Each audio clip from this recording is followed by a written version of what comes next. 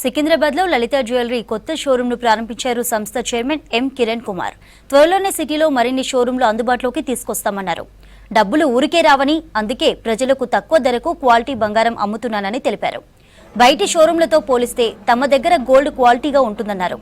కార్యక్రమంలో చైర్మన్, కుటుంబ సభ్యులు పాల్గొన్నారు.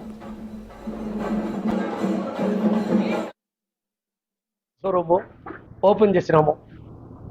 సో ఇంకా మీకు తెలిసిన విషయమే, రాబోయే రోజుల్లో ఇంకా ఒక 15 షోరూంలు అతి త్వరలో ఓపెన్ చేస్తాము. ఇంకా రాబోయే రోజుల్లో ఇంకా కొత్త కొత్త మోడల్స్.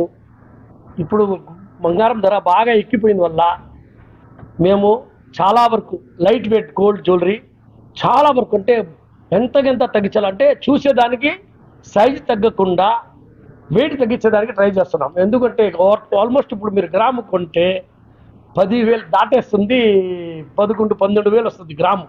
ఒక్క గ్రామ్ ఎప్పుడు కూడా అట్లా అనుకోలేదు.